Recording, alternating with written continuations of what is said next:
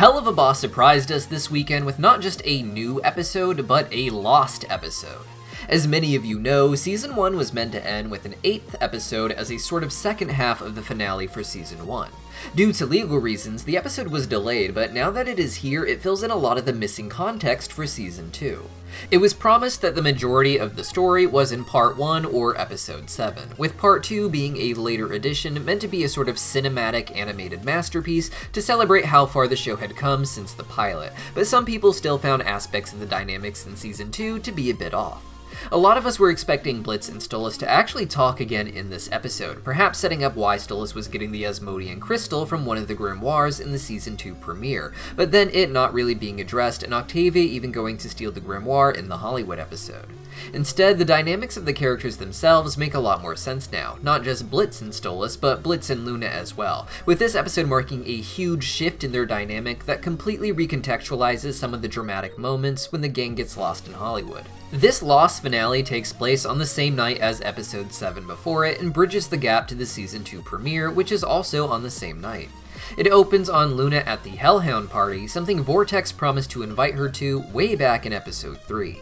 Luna of course has a massive crush on Vortex, though as this episode shows, she really is just a simp looking for a big bad wolf to show her a good time.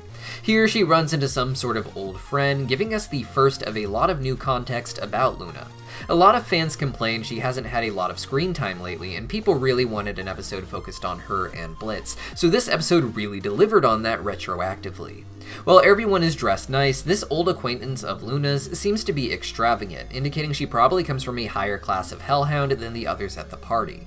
We don't know how many Hellhounds actually raise their kids, and through Luna's plot in later episodes, we see that a lot of them end up in these Hellhound adoption agencies. This other Hellhound knows Luna from partying before, apparently.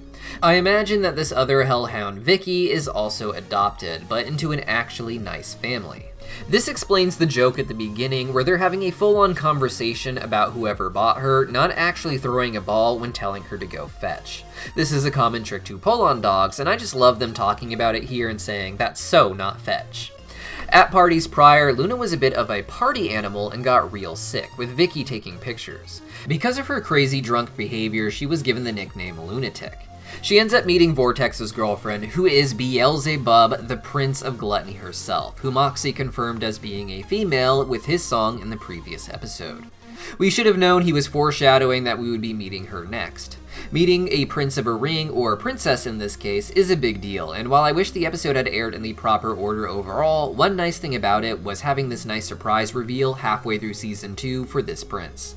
There's so much more to say about her that will be in a dedicated video, but suffice to say, it was really epic seeing her, and what a surprise to find out that she was voiced by none other than Kesha. Vivziepop had said long ago that she would like to make working with Kesha a reality one day, and it's so amazing to see that dream come to life, and sad to know it was put on hold for so long with this episode's delay. Beelze is interestingly a hellhound-looking demon, but of course is also bee-themed with extra arms and wings. She was also surprisingly nice, but with how sketchy her ring can be, I'm not sure this is all there is to her, and something far more sinister may be brewing beneath the surface. Sinners as well as royals seem to have both a small form as well as a bigger, more monstrous form that they can take. Stolas is generally in his small form, but seems to have an epic owl beast mode as we saw in Episode 6 of Season 1. And in Episode 7, we saw that Asmodeus had a much more compact version of himself that actually resembles Valentino a bit, or rather, Valentino resembles Asmodeus. Asmodeus seems to prefer his larger form whenever possible, while others like Stolas only bring it out in case of emergencies. For Beelzebub, she needed to get angry for it to come out, indicating she might not have great control over her compact form, and that her entire party personae is just an act. There is so much more to explore here, not just in a dedicated video for me, but in a future episode of the show hopefully, and I really hope that casting someone as high profile as Kesha doesn't make it hard to bring Beelze back and explore more plots with her. She is by far the most interesting prince, or rather princess, and in the episode she indicated that Belphegor, the prince of the Sloth Ring, is also a princess. Luna decides to leave the party after meeting Beelzebub, who is surprisingly chill despite how monstrous she can get. Luna wants to leave, with Blitz picking her up, but a handsome hellhound convinces Luna to stay, and Blitz is convinced with him being somewhat known here as well. They know him as Blitzo, so that would be before he started IMP, as even RoboFizz knew him as Blitzo when he worked at Lululand after leaving the family circus he came from. Blitz indicates he's in a bad place after everything that happened with Stolas in the previous episode, and because of that, he's really ready for a drink, and manages to beat Beelzebub at her own drinking game, something never done before. Beelzebub is impressed at first, but of course got upset when Blitz started partying a bit too hard. She indicates that this was largely because he was causing problems, and seemed really sweet about it until Luna made her angry. Despite the outburst, she had a lot of patience overall, and I don't imagine the other princes letting demons talk to them in this way, though she may only be doing this as part of her party persona to keep things going.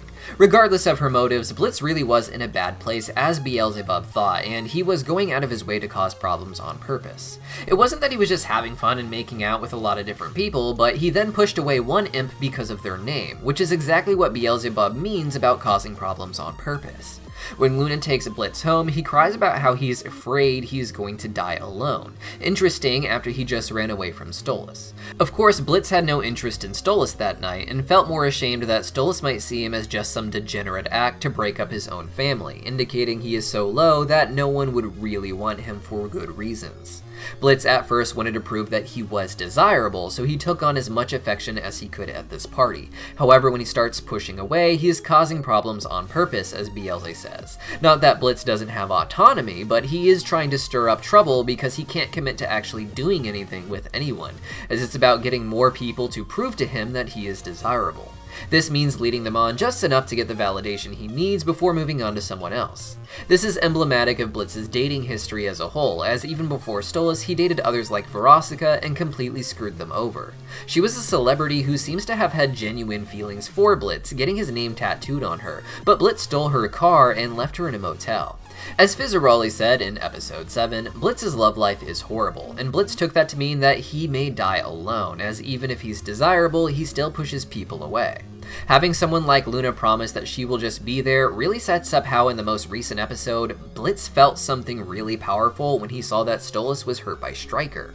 Till now, Stolas seemed immortal, impossible to hurt, neither physically or emotionally. Blitz was very aggressive in their carnal arrangement, something Stolas loved because he doesn't really feel pain, and as such, Blitz felt like he could push Stolas away more than anyone else, because no matter how hard he pushed Stolas away, Stolas still lusted after him. The saddest part is that Blitz didn't go visit Stolas at the hospital after this. Blitz's biggest fear is dying alone at this point, and seeing Stolas almost die scared him. But he still didn't have the will to go visit Stolas and make sure that if something seriously bad had happened, that he wouldn't die alone. But I think that moment was definitely meant to make Blitz realize that even Stolas could die alone, without him, despite how immortal and long-living he is. Blitz perhaps thought that if Stolas died, he may really have to die alone, as the one immortal he thought he could never get rid of might get murdered by someone like Stryker. This new episode really made the Hollywood episode make more sense as well, with Blitz's awkwardness being a reflection of what he admitted in this episode. This was before Stolas would get hurt, so Blitz still seemed to want to keep Stolas at arm's length, but the emotional charge that was there makes so much more sense now, as Blitz is starting to really think of Stolas in the context of who he's going to die around, even in the Hollywood episode. Luna's speech to Octavia especially makes sense now. Her newfound affection for Blitz seemed to be a little out of place in this episode, especially with Blitz trying to be more stern with Luna under Moxie's guidance in the beginning. This scene itself makes more sense now too, with Blitz beginning to take his role as a father more seriously with the sweet way Luna is treating him in this lost episode. But what do you guys think? I of course have a lot of videos and theories planned for this episode, but let me know what you want me to cover in the comments down below, and I'll see you next time.